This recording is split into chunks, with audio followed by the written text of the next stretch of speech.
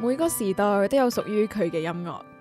誰說時間片刻變陳舊？就算時間點樣流逝，音樂依然會長留喺世上面。有人話快樂嘅時候，你聽嘅係音樂；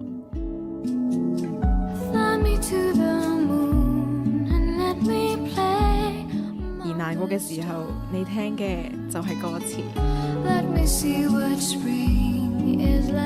音樂除咗記錄每個時代，仲記錄咗你聽歌時候嘅感覺。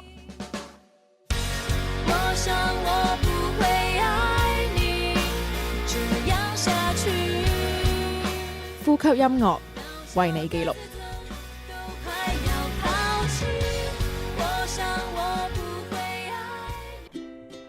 Hello， 我係今集嘅 NJ Vicky， 我係 Tiger。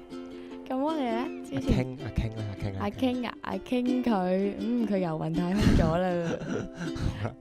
咁我哋今集咧就即係之前講過婚姻戀愛啦，講過成長啦，講過叭叭叭咁啦。咁今集咧就講初戀咯，即係相信即係大家就算 A0咧，都會喺心目中可能有暗戀過人啦，嗰啲咁樣啦。咁我哋就首先聽下堂兄妹嘅《我在愛堂》先。我想我不會愛你這樣下去。呼吸音樂，為你記錄。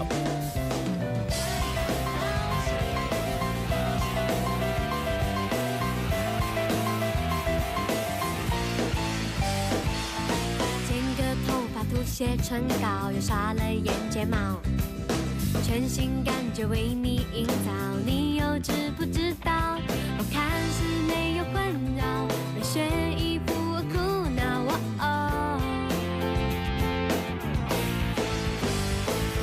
希望你為我吃醋，特別穿得很少，擁着我吧，不給人看到，我在偷偷笑。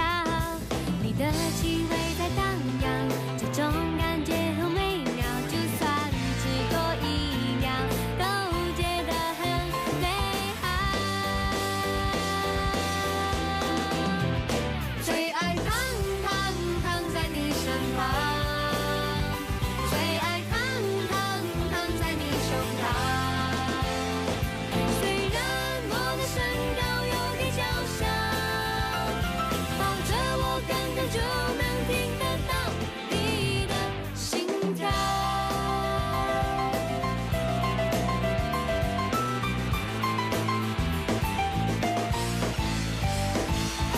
希望你為我吃醋，特別穿得很少，擁着我吧，不給人看到，我在偷偷笑。你的氣味在蕩漾，這種感覺很美妙，就算只多一秒，都覺得很美好。最愛躺在你身旁，最愛躺在你胸膛。雖然我的身高有點嬌小，抱着我剛剛就能聽得到你的心跳。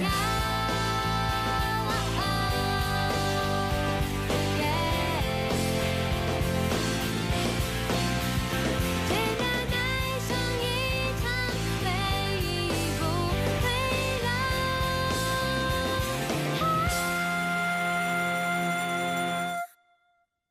最愛躺在你身旁，最愛躺在你胸膛。雖然我的身高有點嬌小，抱着我剛剛就能聽得到你的。最愛躺在你身旁，最愛躺在你胸膛。雖然我的身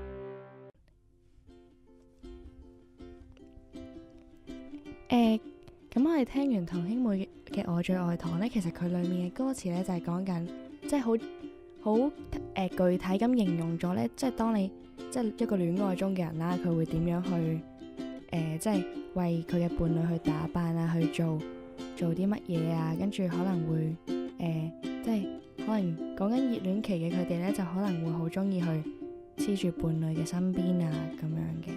我覺得呢首歌係一首好洗腦嘅歌，即係當中最愛糖在你身旁咧，係咁糖咧就好洗腦嘅。但係咧佢中間 chorus 入邊嘅糖咧，其實就唔係歌名入邊嗰個堂兄妹個糖，而係瞓低個糖，就係最愛糖在你身旁，最愛糖在你胸膛。咁我覺得呢一啲，我諗呢一首歌係一首用咗女仔嘅視覺啦，我諗都唔係男仔會中意躺喺人哋身邊或者人哋胸膛啦。咁呢一首歌我覺得聽完之後係有少少初戀嗰種味道，因為呢首歌係一首比較輕鬆比較青春少少嘅歌咧，同平時我哋所聽到嘅關於愛情嘅流行曲可能有少少唔同。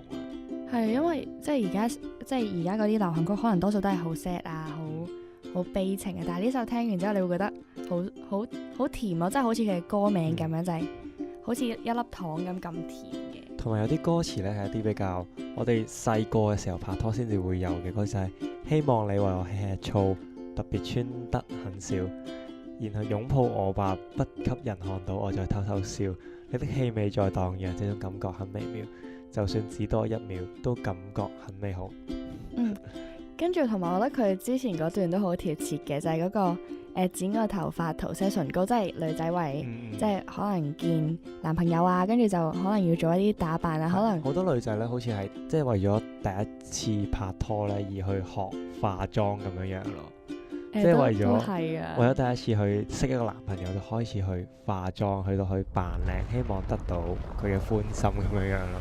但係有時點知咁樣上網睇得 YouTuber 太多，反而化咗一層面粉喺塊面度咁樣。咁然後最尾嗰段就有一句就係簡單愛上一場回憶不會老。咁呢一句就好似講咗話其實講到尾都係想簡簡單單咁樣談一場戀愛，然後呢一段回憶會永遠咁樣喺心入邊。係啊，咁我哋跟住就聽下我的少女時代嘅主題曲小幸運先。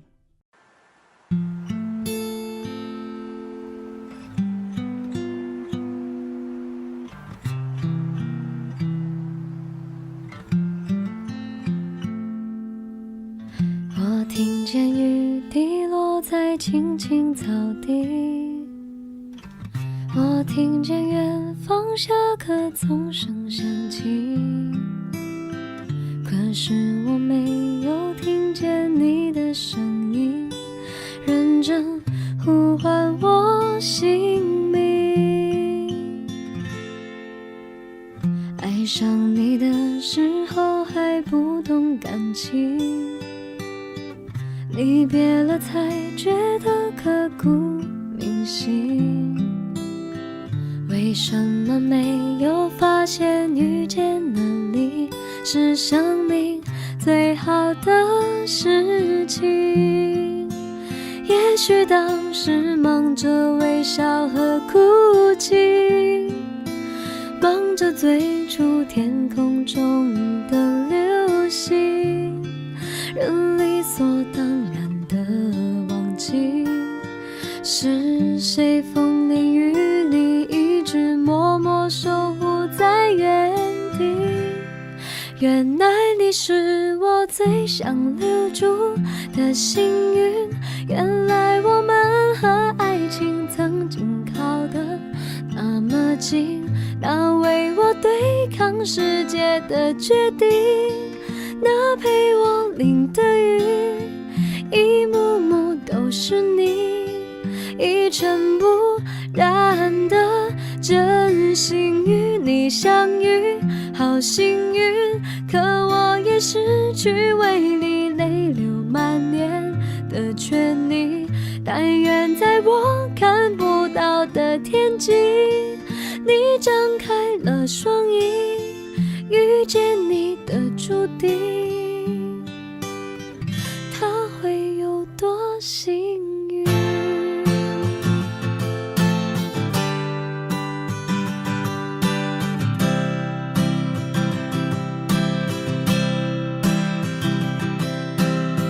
青春是段跌跌撞撞的旅行，拥有着后知后觉的美丽，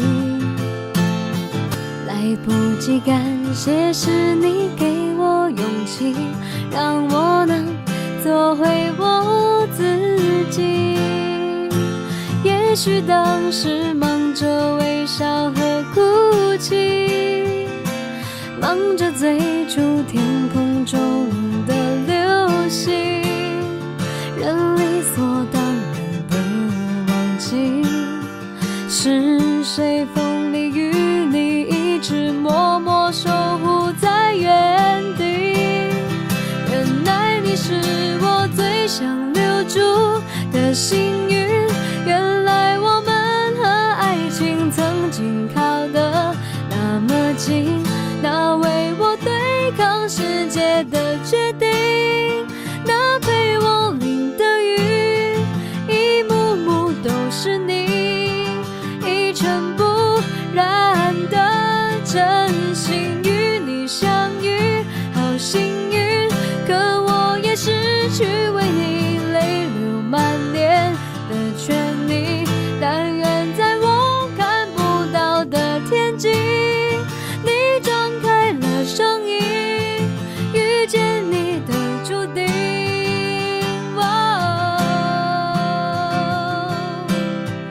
他会有多幸运？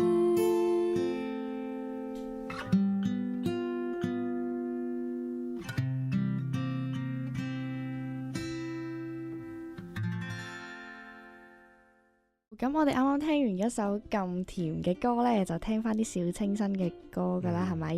即係小幸運呢首相對啱啱我最愛糖呢，我就覺得比較係走向呢個小清新嘅風格嘅。咁呢一首歌就係由 Hebe 主唱啦。咁呢一首歌由 Hebe 嘅演繹呢，就演繹到呢首歌比較就係一種你講嘅小清新嘅感覺啦。咁喺《我的少女時代》呢套電影上嘅時候呢，呢一首歌都係十分之流行啦，好即係喺 YouTube 入邊嘅點擊率都係長期喺呢個熱門嘅排行榜上面嘅。跟住我特別係好中意佢中間嘅歌詞，佢今次就唔係好，即係佢唔係用一種好具體嘅方法去形容俾你聽戀愛係咩感覺，但係反而係話俾你聽，你就係我想留住嘅幸運，即係幸運呢一樣嘢係幾咁虛無縹緲，但係就你係想留住佢咯。唔知大家有冇睇過《我的少女時代》呢一套電影啦？咁呢套電影入邊所講嘅都係一個喺校園入邊發生嘅一個愛情嘅故事啦。咁都係入邊嘅情節都係好甜蜜，好令人回想翻起當日着住校服喺校園入邊，可能有初戀嘅時候嗰一種嘅感覺。即係我相信就算即係因為其實好似劇中咁樣，佢哋都係可能係暗戀對方啊，即係喺校園時代佢哋未必係真係成功一齊咗嘅。跟住即係點講呢？但係佢哋之間嘅相處就好似歌詞咁，青春是段跌跌撞撞的旅行，擁有着後知後覺的美麗。可能你嗰一刻你真係要當嗰個人係你嘅一個好朋友啊，或者係一個好玩得埋嘅異性朋友啊，但係你會即係好似佢嘅歌詞咁樣，就係後知後覺，即係你可能當中你哋會有拗撬，會有性，但係你哋即係諗翻起啦嗰陣，你會覺得哇，原來即係都好開心嘅。其實就算係鬧交都咁中間有一段就係講話青春是段跌跌撞撞的旅行，擁有着後知後覺的美麗，來不及感謝是你給我勇氣，讓我做回我自己。我覺得呢一段所講嘅呢，就係講到話，即係我哋永遠都係可能去到唔知幾多年之後，再諗翻起呢一段嘅時光，呢段感情嘅時候，先至發現自己咁青春過咯。即係呢啲嘅戀愛，其實都係我哋青春嘅一個旅程咯，就好似一段跌跌撞撞嘅旅行咁樣樣。同埋我覺得初戀係即係佢中間有一句啦，就係一塵不染的真心。即係通常嗰陣大家都唔會咁多計算啊，冇咁多顧慮啊，冇咁多顧慮係啦。即係可能你而家大咗啦，你拍拖可能會諗啊，第時要結婚，咁佢養唔養得起我呢？要諗好多好多嘢。反而初戀就係即係最你唔需要顧忌任何嘢去發生，一片真心淨諗住中意一個人。係啦係啦。咁我哋事不宜遲，跟住就聽下一首歌。就係張柏芝嘅《星願》。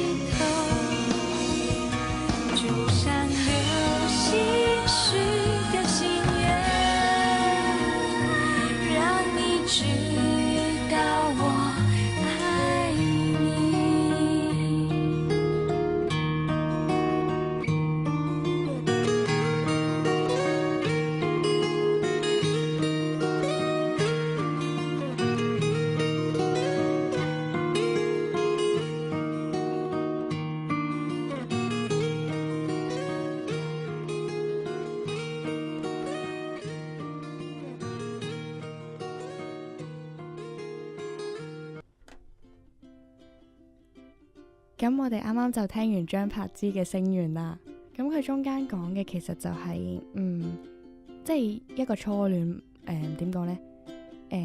失敗咗啊！我唔知應該點樣形容啦。即係一段關係破裂咗之後，佢要點樣辦到，即係嗰種傷心嘅感覺咯。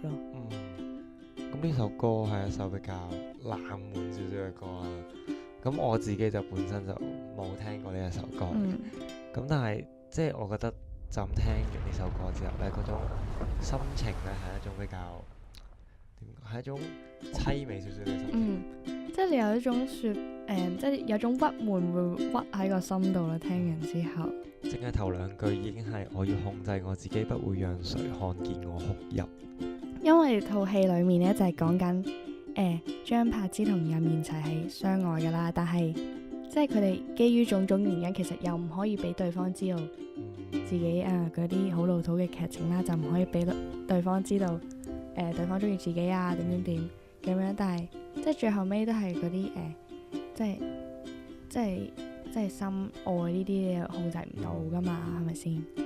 我覺得呢一首歌同啱啱嗰首比較就可以講翻，即係啱啱我哋都講到話初戀嘅時候咧就唔使顧慮咁多嘢，但係呢一首歌就即係好似你啱啱講到就話因為種種原因就唔能夠一齊啦。咁但係初戀嘅時候就永遠都唔使諗呢一啲嘢，就中意就一齊，想就一齊咁樣。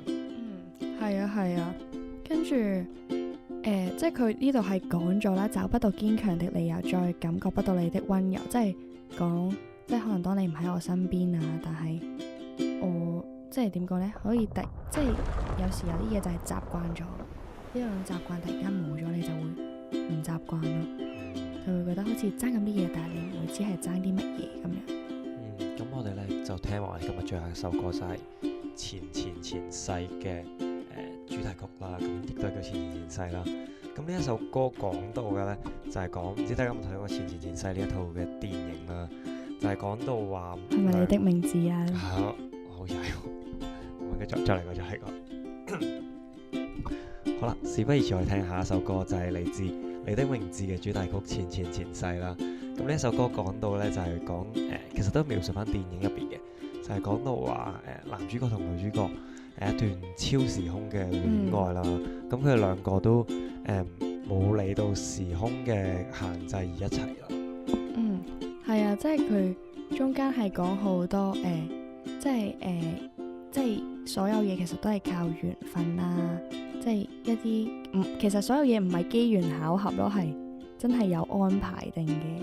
同埋呢首歌呢，同以往情歌唔同，就係佢係一首好 rock 嘅歌嚟。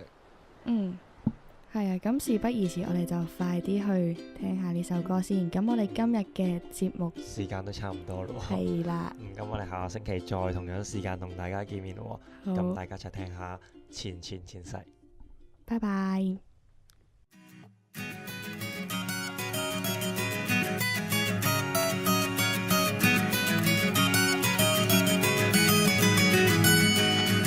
どっから話すかな、君が眠っていた間のストーリー、何億何光年分の物語を語りに来たんだよ。けどいざその姿この目に映すと、君も知らぬ君とじゃれて戯れたいよ。君の消えぬ痛みまで愛してみたいよ。銀河何個文化の果てに出会えた、その手を壊さずどう握ったならいい。君の全然前世から僕は君を探し始めたよ。その騒がしい声と涙をめがけやってきたんだよ。そんな革命前夜の僕らを誰が止めると言うんだろう。もう迷わない君のハートに旗を立てるよ。君は僕から諦め方を奪い取ったの。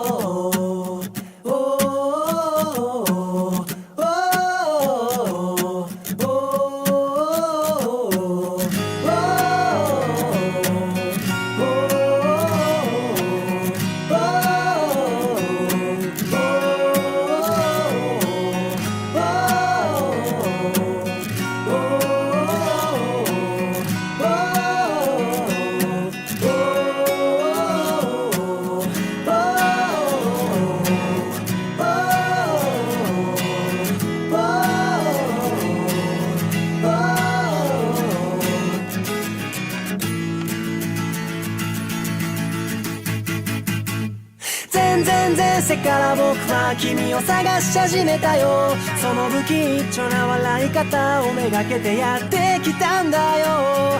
君が全然全部なくなってチリチリになったって、もう迷わない、また一から探し始めるさ。